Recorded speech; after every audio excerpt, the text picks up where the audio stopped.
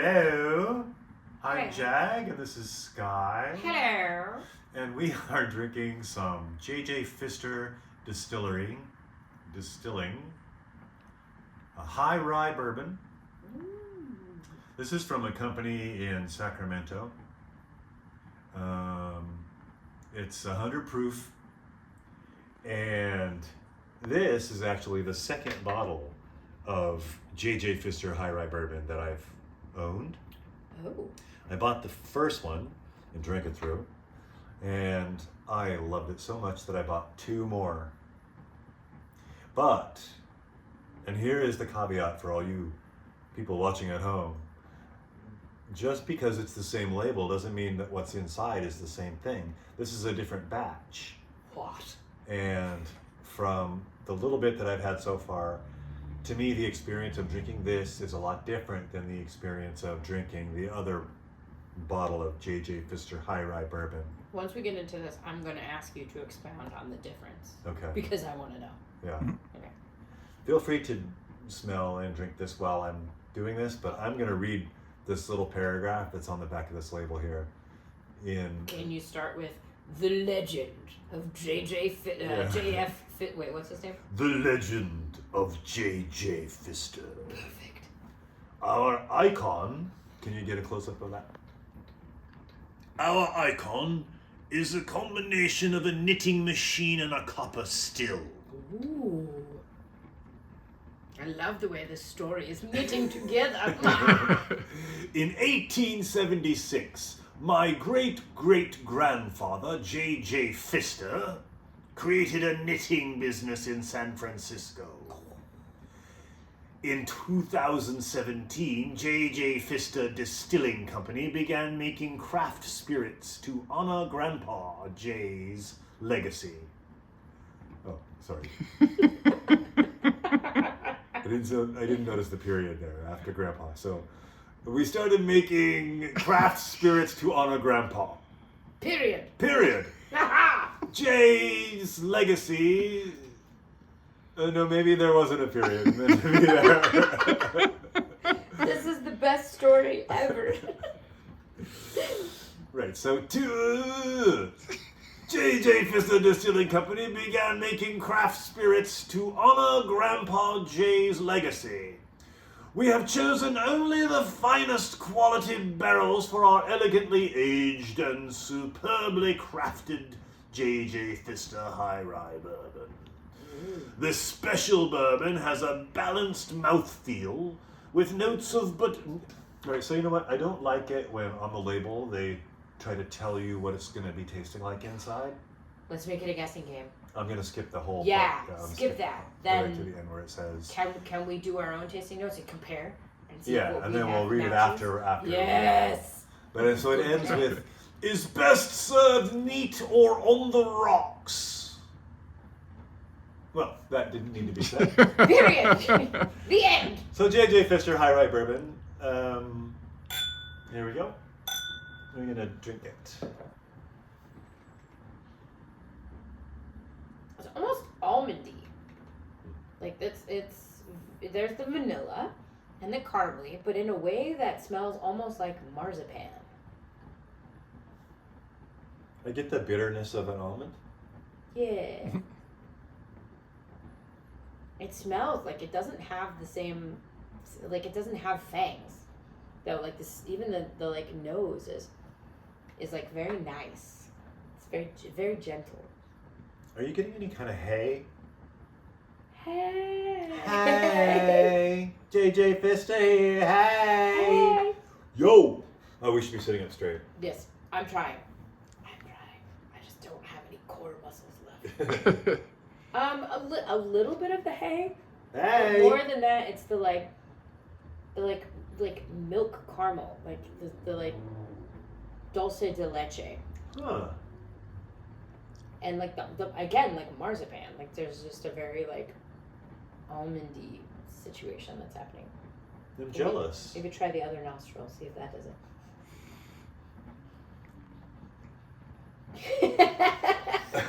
I just realized I'm very stuffed up in my right nostril because I can't smell anything through it. Interesting. Well, you know, that happens to us as we go throughout our day. one side or the other will just like take turns being the open one. There is a theory about nostril breathing and how it affects mental health. Legit. Mental health is improved by nostril breathing? Yes, there are certain centers in your brain that are activated by which nostril you're breathing through. Either the more logical, thought forming sentence from A to B, and the more creative, sort of esoteric, impressionist interesting style. And that in order to keep a balanced mind, you should practice alternate single nostril breathing Yeah. for various amounts of time throughout the day. Yeah, that's a yoga practice. Yeah, it's Pranayama. But yes. Mm-hmm. From Hatha Yoga. Yes, cheers to Hatha Yoga. Hatha Yoga. JJ Pfister. JJ Pfister's Hatha Yoga bourbon. All right.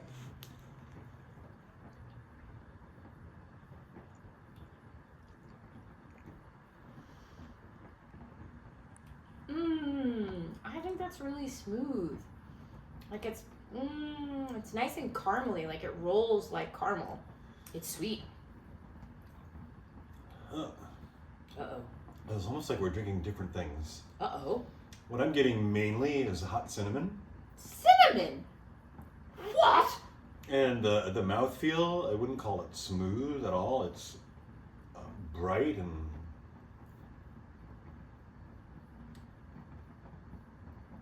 it's not effervescent, but I'll give you that. When you said effervescent, it's not effervescent, but it is borderline. it's I'll give you that. adjacent. But my take on that is cream soda. Okay. It's the effervescence of a light soda like that, but very much I'm still getting the dulce de leche on the palate. The same as I did on the nose. I'm losing the marzipan on the palate, but it does taste like alcoholic cream soda. Cinnamon. There's no cinnamon in there for me. Are you sure both of your nostrils are open? No. I'm not smelling any cinnamon. No. It's only in the mouth. What I smell is mostly really light hay. Hey. I keep going back to a fresh grain or a fresh dried weed. Dried weed? Yeah. And not the good kind. Oh, I was like, that's not what that smells like. Wow, you have had some really terrible weed. If that's what that smells like. No, it's not nearly skunky enough to pass muster for me. But this is more like a hay. I keep going back to that hay. But I've had bourbons that tasted like hay before and they were terrible. But this tastes like hay and it's not terrible. Yeah, no hay.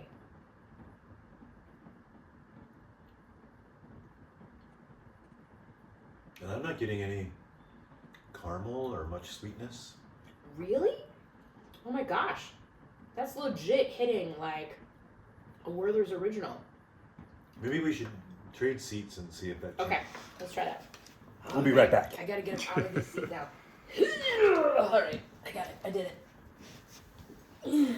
Whoa.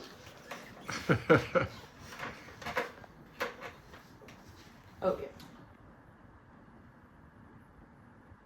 Caramel. Oh my god, cinnamon. So weird.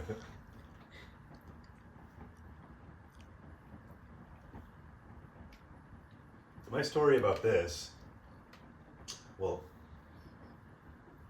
it's not really a story, but my experience with this was the first bottle that I bought it didn't impress me at first. And then as I drank through it, as I drank more of the bottle, I started to get a chocolate aftertaste. Chocolate? Yeah. Which impressed the shit out of me. And so ever since then, I was like, this is top dog. And I went to go, because this was a local California distillery, so I went back to California to try and buy some more. And interesting about the first one that I got free because I went to this liquor store in Sacramento to buy this really expensive bottle.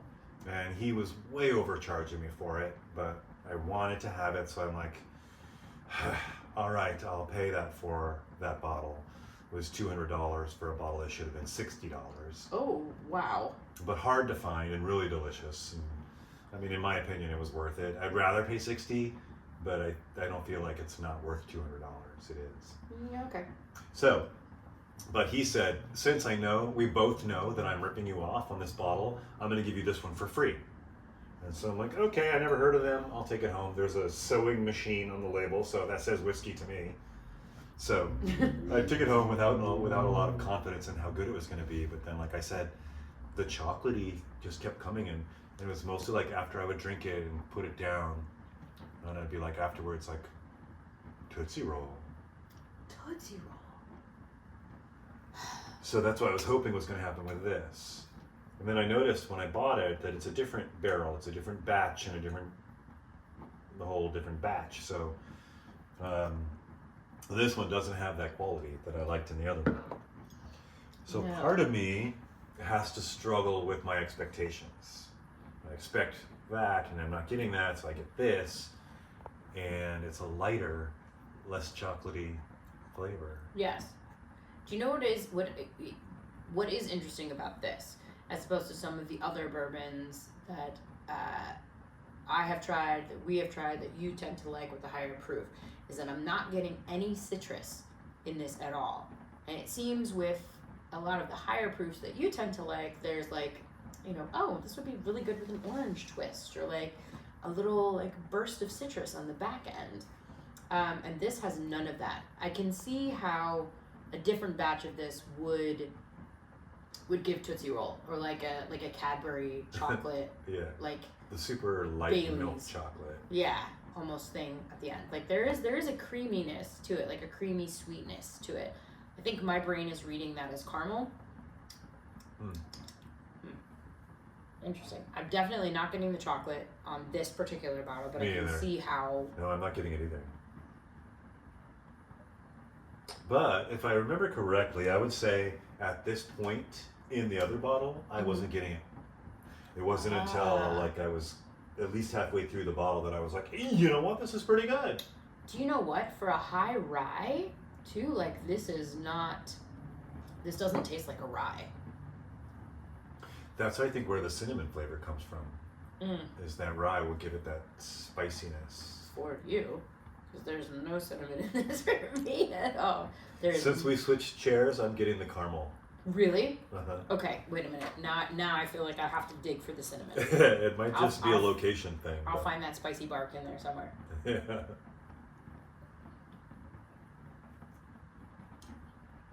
I mean, I could lie and be like, ooh, cinnamon. Oh, there it is. Oh, there it is. Now you mention it. Tastes like a fall apple. But no. I'm still not getting it. It's sweet and it's creamy. Wait, we're talking about the chocolate? Oh, the No. cinnamon. Yeah, the cinnamon is a no-go. I'm not finding the cinnamon in there, even with the location change. I guess that wasn't it then. No. But it's not that I like it. You like it? Yeah, it's I don't know. I feel like this would go really well with like a little shot of Bailey's and Kahlua in it. If you did like there's a name for that drink and I can't remember what A it is. B52. No? Yeah. No, that has Grand Marnier in it. Oh yeah. It's whiskey, Grand Marnier, and One of those creamy ones. Bailey's. Bailey's. You could do a duck fart with it, but duck fart really requires Canadian whiskey, and what a destruction of like a decent neat whiskey. A duck fart is technically Kahlua, Bailey's, and Crown Royal. Yeah. That sounds good. Your mouth says the word, but your face says gross. Sign me up for one of those. I can't tell you how many of those I've had to make over the years. As you know, I just like whiskey in a glass. That's true, yes. If you go on your Alaskan cruise, when you get to Alaska, someone will offer you a duck fart. It's kind of like the state drink. Oh, maybe I'll have one. You won't like it. I'll have a small one. We'll It's a split shot. one? It's a shot. Oh, a shot? It's a shot? It's a shot. Oh, You I can can have do it as a shot or a drink, but With a whiskey chaser. fair enough. So the last thing I want to say is that this bottle cost me $55 with tax. I bought 2 of them because I was so impressed with the first one that I got for free. That and also another important thing is, did I mention this? This distillery is now bankrupt. Oh. And out of business. It went bankrupt between the time I got the first bottle and the second 2 bottles. Oh. So that's why when I went back, I'm like, oh, you have 2 of them? I'll take them both. Because I didn't think I'd ever find this again. And I really wanted that chocolatey flavor that I'm not getting. And side note, since then, I've been to other liquor stores in California, and they're all over the shelves. Like, there's no shortage of J.J. Pfister High Rye Bourbon. So, if you want to go out and buy yourself a bottle of J.J. Pfister High Rye Bourbon, go to California and spend $50 plus tax, and you don't know what you're going to get. I think maybe part of the reason that they went out of business is because they weren't able to dial in their product, to keep it consistent for release after release. This one tastes like cinnamon, this one tastes like chocolate, this one tastes like caramel. Who knows what you're going to get? And nobody wants to be loyal to a product that you don't know what it's going to be. That's fair. I feel like perhaps then they should have gone into a partnership with Tootsie Roll and just issued a bag of Tootsie Rolls with each bottle. That way you could infuse your own if you really wanted that Tootsie Roll taste. Just saying. They also might have done better if they had gone into business with some kind of sewing machine company. Singer. It'd be Singer Pfister. Singer. Pfister Singer. Yeah. But Singer might have been a competitor of Pfister, right? Because doesn't it say a knitting machine business in San Francisco? How did that I missed how that translated into bourbon. It didn't. It didn't. It was just... What were the tasting notes on the back? Okay. We've done our own. Yeah. Butterscotch? Yes. That's that dulce de leche, okay. That sort of caramely Camp Werther's Original. All right, we're going to have a little bit more of this. I don't mind if I do. All right. So you like this? I do, actually. I think it's quite good. Butterscotch. But again, I feel like it would be good in drinks that involve a creamy mixer or something sweet. I wouldn't put this in a Manhattan. Would you drink it neat? I have been. So yes. But I wouldn't put this in an old fashioned. I think the citrus and the bitters would ruin it. I would want this in with Bailey's and or Kahlua. In a Godfather. A little splash of amaretto in there. Ooh. You're looking at me like that's crazy. I'm trying not to make my face, but you can make that face. It just comes out. I can't help it. It's not gonna hurt me if you don't want to. That just means more Godfathers for me. Okay, butterscotch. You know what? Yep. I get that. How highly suggestible are we? Because I was not getting it before, but now it's just so clear. I called it a Werther's Original earlier. You did. That's legit a hard butterscotch. That's a point for you. Okay. Okay, number 2, leather. Nope. Absolutely not. Butterscotch. Only if we're talking suede that's been run through caramel. Caramel covered leather? Gross. Number 3 is creme brulee. Again, you're hitting the sugar. That's the sugar and the caramely on there. It's the creme brulee and custard. Might as well just have stopped at butterscotch because that covered both of those. Yeah. Really. Cherry pie? Nope. She's my cherry. To find cherry in a bourbon, I think, is really